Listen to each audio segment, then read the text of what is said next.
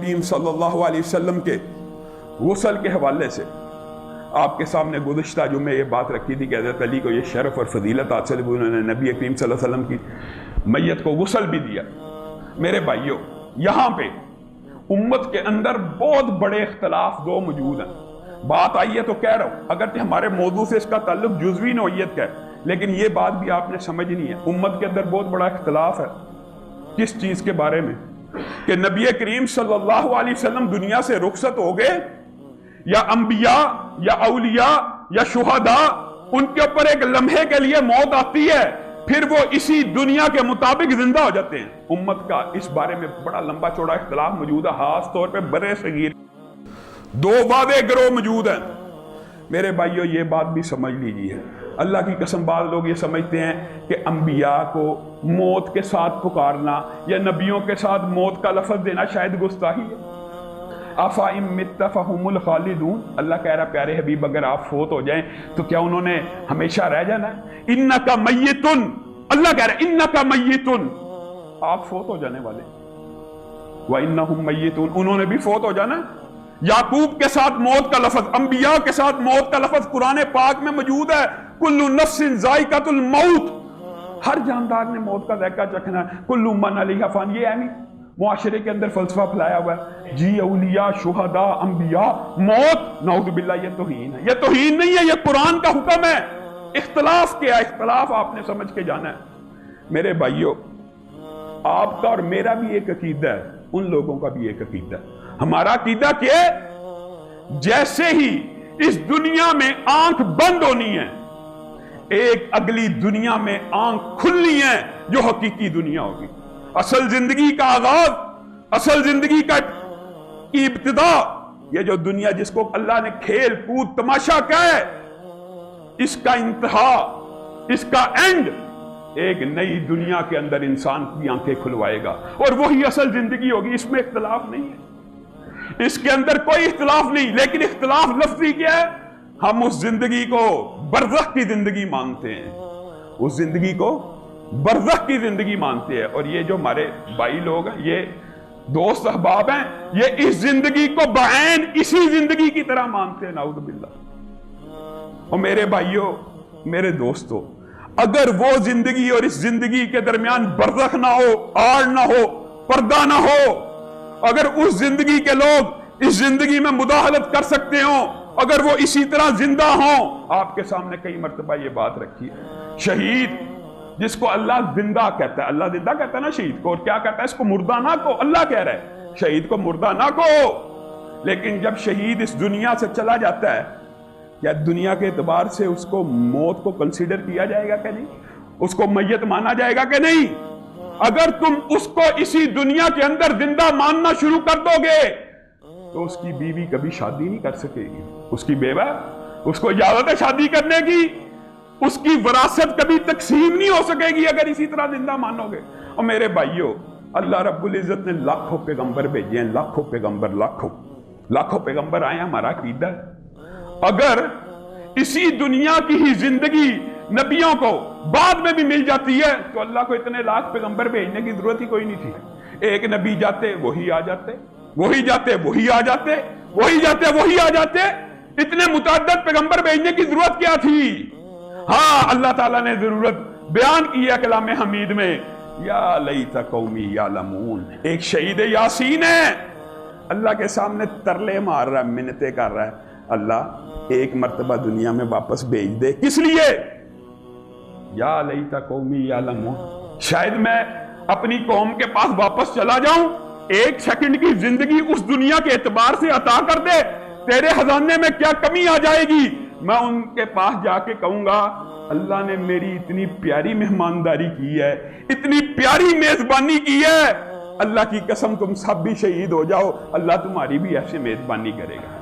اللہ نے کہا واپس جانے کی اجازت نہیں، لیکن تیرا یہ کلام، تیرا یہ مکالمہ جب تک قیامت قائم نہیں ہوگی اس قرآن میں محفوظ کر دیتا ہوں، لوگوں کو بتا دیتا ہوں تیری خواہش کیا ہے، تو لوگوں کے پاس واپس جائے۔ میرے بھائیوں، جو بندہ مر گیا اچھا ہوا، برزخ کی زندگی میں انعام و اکرام ملے، اللہ کی قسم کوئی دنیا کا بندہ اچھا بندہ واپس آنے کا اس کا دل نہیں کرے گا، میں نہیں جاتا دنیا میں چل، کہے گا میں نہیں جاتا، سوائے شہید کے اللہ کو کہے گا ہاں اللہ اگر بھیجنا چاہتا تو اس لمحے میں بھیج، جس وقت تیر لگا، جس وقت گولی لگی اور خون کا قطرہ زمین پہ نہیں تھا گرا، میرے اوپر سے گناہوں کا بوجھ اٹھا لیا گیا، تو نے آسمان میں پردوں کو پیچھے کیا، مجھے میرے محلات دکھائے، وہ لمحہ، اس لمحے میں جو مزہ تھا وہ مزہ میں لینا چاہتا ہوں، مجھے اس لمحے کے لیے بھیج دے۔ کوئی دنیا کا بندہ نیک ہوگا، پوری دنیا سٹرگل، محنت، آزمائش کے ساتھ گزار کے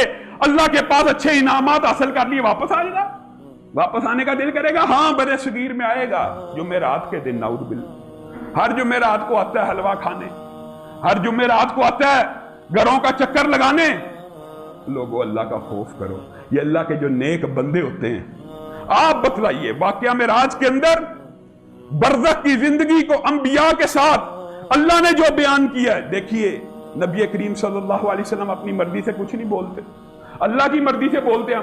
واقعہ معراج میں نبی کریم صلی اللہ علیہ وسلم نے انبیاء سے ملاقات کہاں پہ کی ہے؟ لوگوں سچے دل سے بتاؤ، اپنے دلوں کو ٹٹولو، کھولو دماغ کو، کس چیز کی لڑائی جھگڑا، کس چیز کا اختلاف؟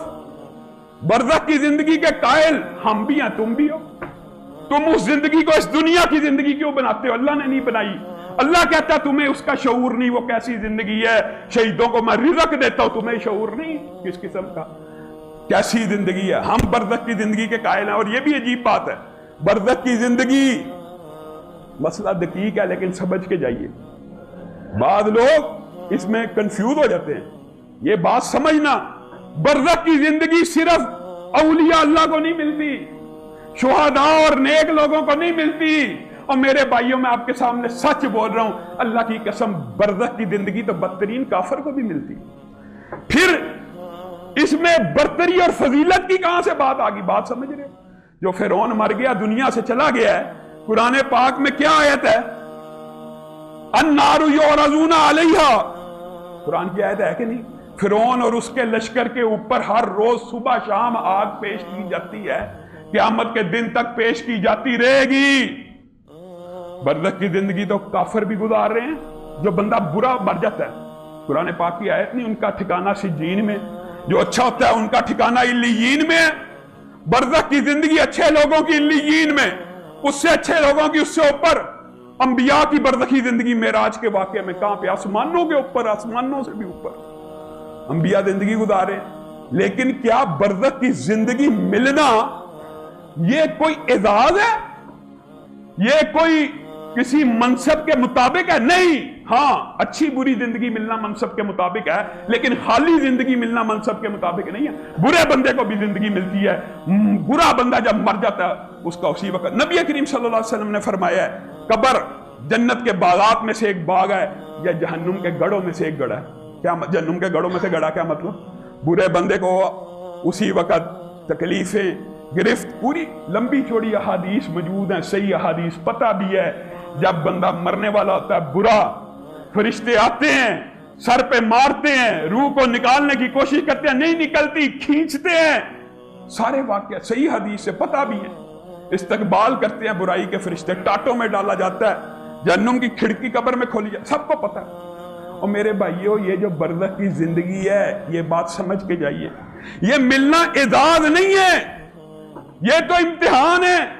اچھے بندوں کو اچھی زندگی، برے بندوں کو بری زندگی مل جائے گی، تو لوگوں نے یہ جو سمجھا ہوا ہے، یہ جو فلسفہ معاشرے میں پھیلا ہوا ہے کہ شاید اولیاء اللہ کو زندگی ملتی ہے، نہیں، اچھے اور برے اس بارے میں برابر ہیں، لیکن ہاں اولیاء کی برزخ کی زندگی اعلیٰ، بروں کی برزخ کی زندگی بری، یہ ہمارا جزوی اختلاف ہے۔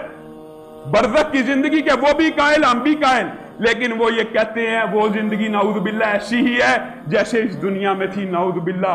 کیسا فلسفہ بنایا ہوا کہ نبی کریم کی، بندہ کچھ سوچ کے نبی کو معاف کر دیتا ہے۔ نبی کریم صلی اللہ علیہ وسلم کو جب قبر میں ڈالا گیا، فضل نے کان لگایا تو نبی کریم کہہ رہے تھے نعوذ باللہ اللہ میری امت کو معاف کر دے، نبی کریم ابھی بول رہے تھے ہم نے ان کے اوپر مٹی کو ڈال دیا۔ شرم نہیں آئی؟ شرم نہیں آئی؟ اپنا کوئی زندہ انسان، بزرگ، والد دو، ہم اس کو غسل دیں، ہم اس کی میت کو دفنانا چاہیں، تم ہم سے لڑنا شروع کر دو گے، ابھی زندہ دفناتے کیوں ہو؟ اور وہاں پہ کہتے ہو زندہ تھے ہم نے دفنا دیا۔ اور لوگوں یہ کیا فلسفہ ہے؟ اللہ کی قسم توبہ کر لو، یہ وہ زندگی ہے مرنے کے بعد برزخ کی زندگی کا اعلان کرو، ہم بھی تمہارے ہم نما ہو جائیں گے، ہمارا تمہارا اختلاف اسی وقت ختم ہو جائے گا۔ اختلاف اس بات کے اوپر ہے، اور نعوذ باللہ پھر باتیں کیسی باتیں، دل دکھتا ہے۔ کیا نعوذ باللہ انبیاء کو، اولیاء کو اللہ رب العزت نے اتنی آزمائشوں کے بعد پھر بھی مٹی کے نیچے زندہ رکھنا، اعلیٰ علیین میں نہیں لے کے جانا، آسمانوں کے اوپر نہیں رکھنا، یہ کیسا فلسفہ ہے؟ یہ کیسی بات ہے؟ اور عجیب و غریب فلسفے یہاں سے یہاں کیے ہوئے ہیں۔ اللہ حی قیوم، نیند آنا تو دور کی بات ہے، اونگ نہیں آتی، اس کو سنانے کے لیے وسیلہ، واسطہ، ذریعہ، طریقہ، سیڑھی، اور جو مر جائے 1000 کلومیٹر دور بھی دفن ہو براہ راست ہی سنی جائے، وہ براہ راست سنتا ہے، چاہے جتنی مرضی دور دفن ہو جائے، مخلوق ہے نا، خالق کا اعتبار کوئی نہیں، مخلوق چاہے 1000 کلومیٹر دور دفن ہو جائے براہ راست سنتی چلی جائے۔ میرے بھائیوں، اپنے عقیدوں کی اصلاح کرو۔